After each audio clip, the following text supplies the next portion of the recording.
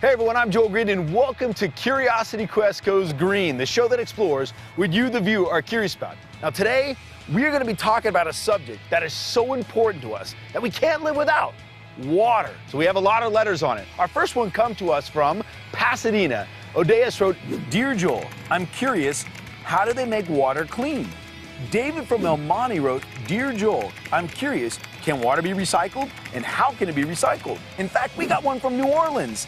Hazel wrote, "Dear Joel, my 7-year-old nephew would like to know how wastewater is recycled and turned into water."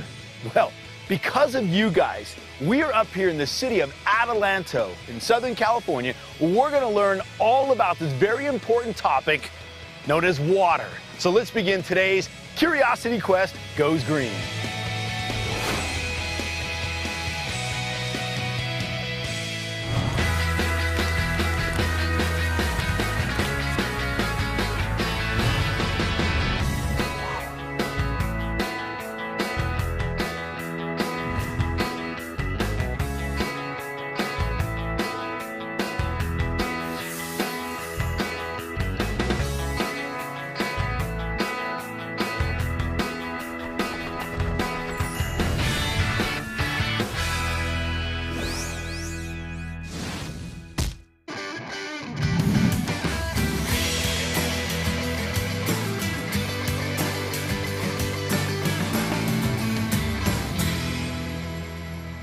On a bright, beautiful morning up here in Adelanto, although the smell is something to talk about. I'm here with Dave. How you doing? Good. How you been? First of all, what am I smelling? This is the beginning of the wastewater treatment plant. Okay. And what you see behind us here is the actual equipment that will remove some of the contaminants at the start of the plant, which is basically the bigger products that come down the pipe. All the sewer is in the pipes coming down from the individual homes and businesses, come right down to here, concentrated so that, and it comes right into this area here we call Headworks. And Headworks is here to remove all those nasty little things, you know, the rags, the solids, debris. Yeah. And one of the main purposes of doing that is to keep that solids and debris out of the other streams of the treatment plant so that it doesn't hurt any of the equipment as we go further on. But, you know, we're talking about water and recycling and reclaiming and how do you use it, take used water and make it reusable water. How does that all start? Well, it's like I said, it starts right here. Try to remove the debris out of it and clean it up a little bit at a time through each process so that at the end of the process, it's clean enough water for reuse.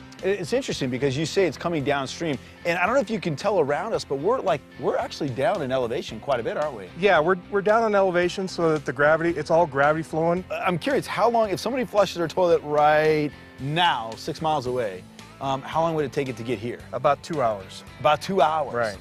Wow, that's pretty quick, actually. Right. So we actually look for things like anomalies that we have, and we call it the halftime flush. During the big game, on a Sunday, right, at the beginning of the year. Yeah.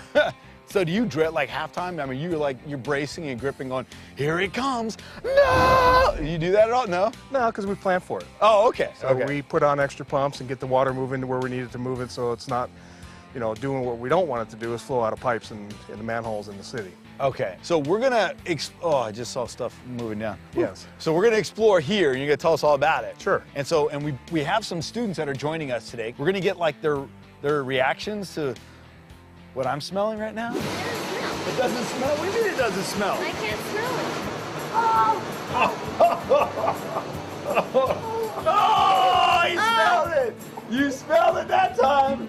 What is potable water? Oh man, this could go really bad. It's either water that you can drink or that you can't drink. I should probably know the answer to that. It would probably be safe, huh? Like water, like just regular water from the ground. When I think of potable, I think of like a potty, like like a bathroom water or maybe like sewage water. Muddy, puddled water. Water that you can like take to put somewhere small. Water that you can put in a pot? I don't know. Wow. Thank you so much for bringing me to this wonderfully odoriferous place that really smells. Tell me this, what is the ultimate goal of reclaiming or recycling water? Well, the ultimate goal is to save potable water so that there's plentiful water in the ground or the surface for people to use and live and, you know, on their day-to-day lives. So what is potable water? Potable water is pure water that comes from the ground that's pumped to your tap water, to your sink. Okay, by having a plant like this, the goal is to make this water as usable as possible. And when you say usable, what are going to be the uses? Are we going to be able to drink this water when it's done? I just can't believe I said that. No, I don't think. I mean, the technology is almost there, but it's not ready. It's still public perception is the issue of overcoming. But normally, I mean, for this plant here, you want to be able to reuse it in a way that, you know, you can not use more potable water in addition to. You want to take it out away and use this water that's treated out on soccer complexes and parks and golf courses and any kind of construction projects and stuff like that. That saves the water in the ground for the daily consumption that you need at your home. Potable water, how many gallons are you pumping out a day? 3 million gallons a day. So 3 million gallons a day are being pumped out of the Right. potable water, and about 1 million of that is being used for all these other purposes that you're referring to. Right. So it's really important that we reclaim this water. Yes, absolutely. Okay, and this, oh my goodness, I don't even want to look. I mean, what is going on behind me? Just explain it. You don't have to look. Well, this is a bar screen, and its purpose is to take out large debris that comes from the pipeline. Anything that gets down into the sewer through your toilets, your drains, your sinks, your showers, will come through here. And so eventually it goes through this bar screen here, and then right behind it is what we call a compactor. You're gonna open it for us. Thank you. Oh my goodness. Okay, so it's all being compacted and It's all being concentrated in here, and then we try to squeeze as much water out of it and any organics. And so we're taking it into this screw press here, and it'll take and bring it up this chute and eventually just put it in a baggie to keep the odors from, you know, emanating and any of the flies and stuff like that. So it is kind of a nasty process, but it is what comes down the pipe. You know, when you wake up in the morning, you think, yeah, I'm just not going to be seeing this today, or this is going to happen today. I knew waking up this morning I was going to see this, and it's still, Fun fact, fun fact, fun fact. Here's your fun fact. Did you know that in the United States of America, 5 billion gallons of water is flushed down the toilet every day? Okay, it still smells right here, Yeah. but it sounds like now we're at the beach. What's going on below us? Well, what's happening here is this is the grit removal tanks. And what they're doing is they're spinning paddles in here that's taking the water at a high velocity and spinning out the actual grit. And the water will stay in the center. And then we have pumps that are right here. We'll concentrate it, grab that and remove it, and then bring it over to a classifier where then it's classified one more time and separated from the water to the grit. So we're just getting the grit out of the system. Okay, now grit. What are you referring to when you say grit? Sand, eggshells, stuff like that. Everything you put down your sink, that's abrasive. Okay. We're trying to remove that grit so it won't hurt downstream pumps. Well, and we're standing, I mean, I'm looking below me, and I see there's water. There's running water right through here. Still pretty much raw sewage. And then this is the grit. Dang, that's an odor I was not expecting. So this is shells and sand and, oh my goodness. Anything that's inorganic, that's abrasive, that's being removed. Dave, you mentioned a couple times organics and inorganics. Can you just give me a quick snapshot? What are organics? Well, the organics are like what go down your sink, the orange peels and the other pieces of vegetables that you're trimming off or something like that. Okay. And then the inorganics, those are the things that like the plastics or when you wash your vegetables and any of the sand that's in there from when it was in the ground, you know, that's the inorganic part, the sand or the eggshells that are peeled that are put down there and stuff like that. Okay. Wow, that stinks. All right, so this you said will go in the landfill, and then the water just continues to flow below us, right? Yeah, to the next spot over there, which is a lift station. Let's go give it a lift here, huh? So I hear some more river flow, and we found it. Yes. Wow. So this is just still following the process down, huh? Yeah, this is actually the flow where it's actually, we measure it. So this little blue thing hanging down right here? Right. What it's doing is just pinging down to the water depth and the time it takes to get back up creates a time, and that time is converted into a flow.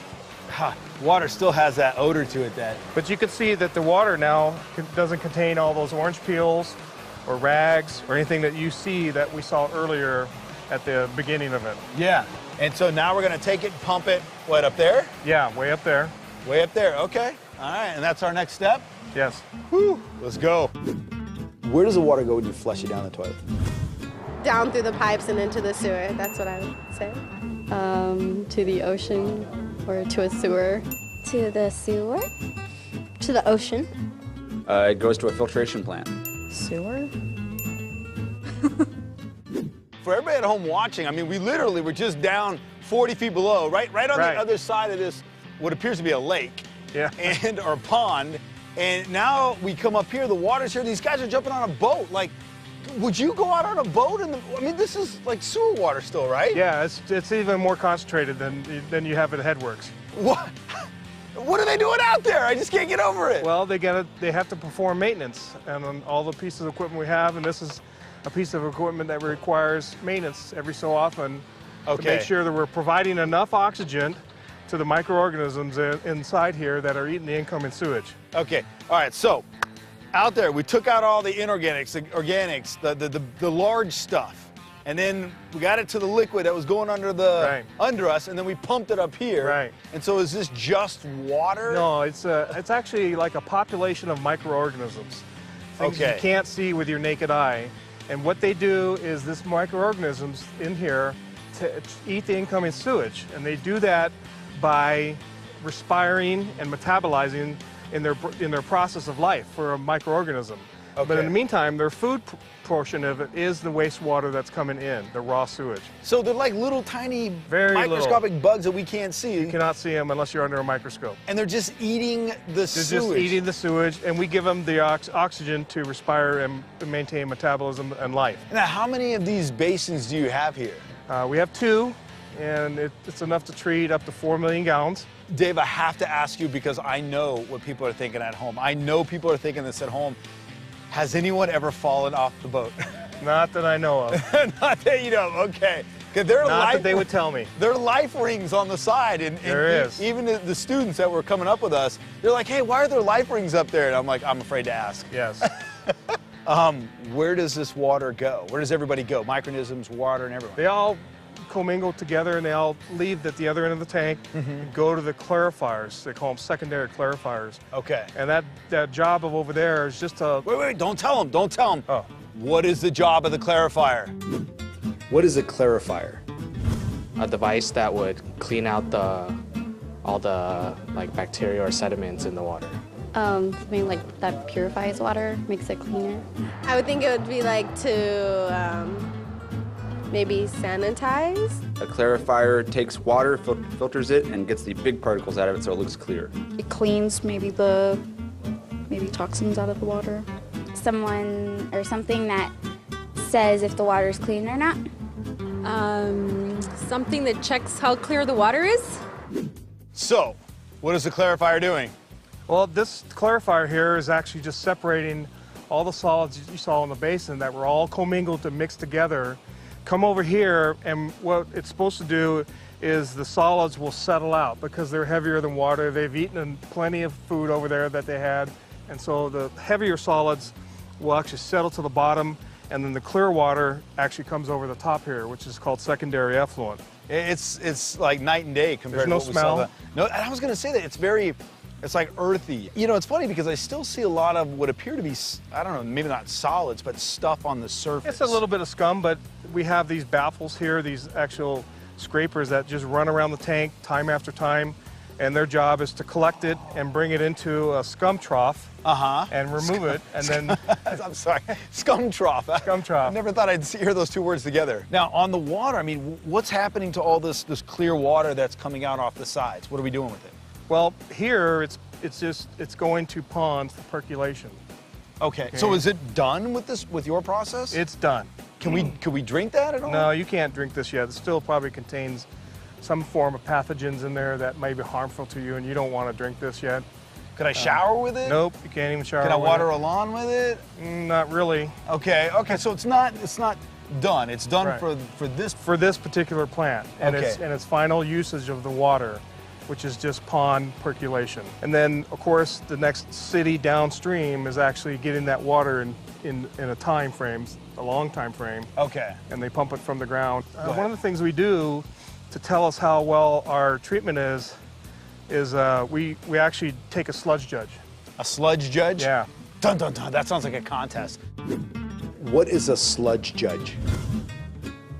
Something I want nothing to do with. It sounds really bad. A judge of sludge. That is like an indicator or like a measuring machine that would tell you how much sludge is in your septic tank before you really have to like change it out or do something about it. That sounds like a tool. Like a tool to, I have no idea, maybe like unclog a toilet or something. I have no idea. A sludge judge decides how much sludge is in 1 gallon of water. Ladies and gentlemen, the sludge judge! What are we doing?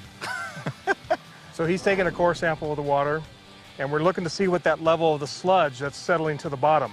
That's I didn't realize how deep this was. Yeah, it's 17 feet deep. So when he pulls it up, we're going to be able to see how well things are settling down there at the bottom and how much sludge is actually accumulating. Oh, wow. So you can see there's almost, looks like about 3 feet, maybe. 3 feet of sludge at the bottom of the tank. Wow. So when we're talking sludge, it's not like super thick, right? No, well, it's the same thing that comes out of the basins, right? Okay. But it's then separated. We have the measurement. We know how deep the sludge is in there, and so that helps us indicate how much we should take out the sludge from this tank. And where will you move it to? We move it to a solids handling facility, which you saw earlier, which takes and thickens it up and. Now, so the sludge basically are the microorganisms all clumped together. Clumped through, yeah. Okay. All right, so you got to take some of them out, and then some of them stay and go back to the process again. What do you think all that stuff is right there? That's like The trash? dirt. Dirt? Pretty cool though. How much clearer it is now versus before? Fun fact, fun fact, fun fact. Here's your fun fact. Did you know families turn on the faucet 70 times a day? This is so bad. I mean, really, it's bad. You're just smiling, but it's bad. So behind us is probably what, the dirtiest thing on the planet? Well, the dirtiest thing in this plant. And on the plant is the dirtiest thing on the planet I've ever seen in my life. It looks like, well, just give you a quick shot of what it looks like. I'll have draw your own conclusion, but it's not. It's what? What is this? Well, this is the solids that have all accumulated, all the solids and all the debris and all the impurities we've taken out of the wastewater stream so that water that you saw going over the weir is nice and clear. This is the concentrated stuff that's going to be transferred and dewatered and get the water out of it, because this is the waste. This is the end of the line for this. It's the other byproduct of wastewater treatment plant. Yeah. And this is it. And it's going to be, this is about 2% solids right now, and it's pretty organically smelly. It's like sludge, like pure sludge. It's pure sludge. Pure sludge. And it's going to be processed to take the water out and then hauled away to a composting facility. Okay. It's fine. It's funny because we get there's not really windy today at all, but No. we have these, all of a sudden it just be Pockets. Oh my gosh, this pocket of gross. This is, I don't think I've ever smelled anything as bad in my life. It's bad. Yeah. So can we move away from it? We certainly. I see, like right over your shoulder, I'm seeing stuff come out that looks solid. Right. We walk down over there? Yeah. All right, let's go do that. Oh my goodness. All right, so we moved away from that. Oh my gosh. Oh wow. I was thinking when I came down here it wasn't as bad, but I just got a pocket. It's still bad. So this is what's left over, right? After. This is the liquid form that you saw just a minute ago, and now gone through the centrifuge process, which spins it and tries to take as much water out of the solids as possibly we can. Because what we're going to do with this is we're going to haul this. And so we're going to haul this to a composter, and he's going to make compost out of it. Now, composters are basically using stuff that's coming out of our own sewer systems? Yeah. Yeah? They've been doing that for a while? Long time. Long time? That thought just sounds weird. I don't know why. Yeah, well, and then it's a nutrient for farms. For farms. Wow, I see these bins behind me here too, so they're all pretty full and ready to go, right? Right. They're ready to go to the composter and be made into compost. Dave, I don't know about you, but this is very strong smell. I can't even breathe around this. How are you just sitting there smiling at me? I know, it's you know, it's a job that is very important to the environment. It's not a red carpet job where, you know, people are rolling out the carpet for us. They don't really even know what we're doing. We're sitting here pretty much behind the scenes, treating wastewater and making it water usable for other purposes. And we feel like we're like stewards of the environment, you know, that we understand the gravity of what's happening here and how important it is to continue to make sure that every day we're treating that water and producing quality effluent for reclaimed and recycled use. Do you have any place around here that doesn't smell like this? Outside the fence. Outside. Let's make our way over there, come on. What is a percolation pond? It's like kind of like a sponge. It like absorbs stuff, right? When something percolates, it absorbs. It is a cover that keeps the bubbles from coming up and splashing water everywhere. Isn't that like a dance? Well, can you do the percolation dancing? No, I can't. I really can't. I have no idea. Percolation is when you filter water and pipe it through actually, I have no idea. Okay, I can't do that one. Purify something. I mean, I don't know. Perfect. Make it perfect. Make sure that the water's perky. I don't know. Something to do with rain. Now, Dave, I know people are probably going to be asking me, hey, there's birds out there. Are those birds safe? Yeah, they're safe. The water's been treated. It's, you know, it's not ready for human consumption or anything like that, but it's good for the birds. They don't seem to mind it, and they love the water. So I assume they're here all the time. Yeah, they're here year-round. Year-round. Okay. And it is so clear. I mean, compared to the water we saw earlier, right? It's hard to believe it's the same water. Right. I mean, we're just missing what in this water? You're just missing all the stuff. Yeah, all the stuff that we took out of it. All the bigger stuff to the smaller stuff to the microbiological size stuff. You know, that then now has removed all that debris, impurities from the water, and it's all clean secondary effluent. And when it percolates down into the ground, I mean, it's basically going through another recycling process, right? Right, it's being filtered again by Mother Nature and the ground, traveling through the aquifers down into the next area where people would use water. Is there something else we can do with this, you know, all this water that's coming out of here besides just letting it sit and take 4 or 5 days to go and percolate in the ground? Well, sure. I mean, as soon as we get this other system online to filter it and disinfect it, we could actually be using this water proactively to irrigating parks and soccer complexes and golf courses and stuff like that, and then take the burden off the potable water side. And then, you know, there we are reclaiming it. Absolutely. So instead of waiting that period of time, it can happen instantaneously? Right. It would just take a couple hours to go through the filters and the contact tank, and then it'd be ready for use. Wow. Right. Wow. So when are we going to get this thing going? Well, it's just an immediate future. It's close. It's here. It's just a matter of time. What are some uses for recycled water? Recycled water. You could use it for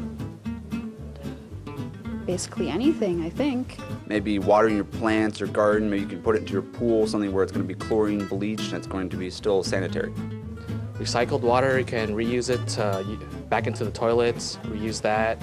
If it's clean enough, you can drink it. If it's clean enough, you can wash your hands with it.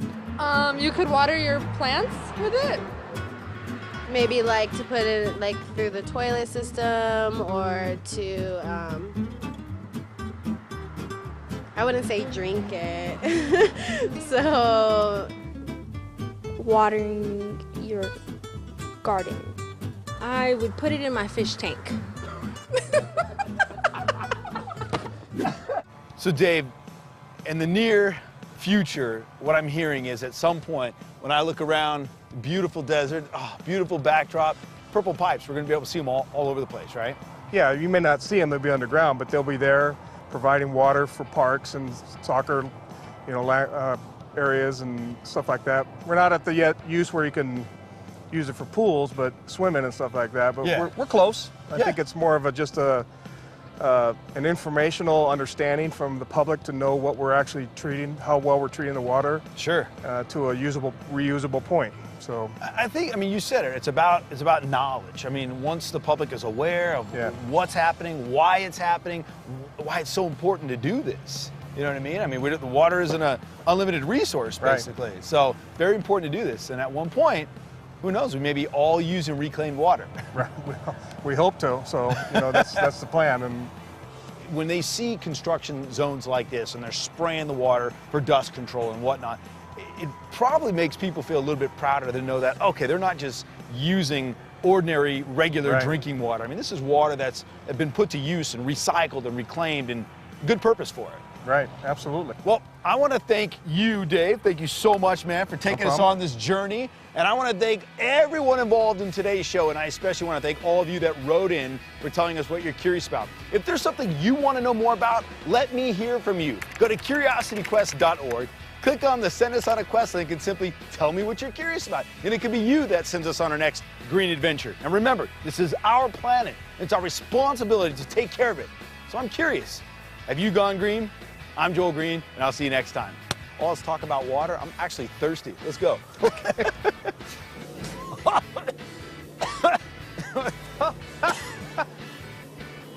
Oh my gosh, into an atom. Oh my gosh. Just look at what it is. It looks like chocolate milk. It's not. So we suffer to bring you great shows.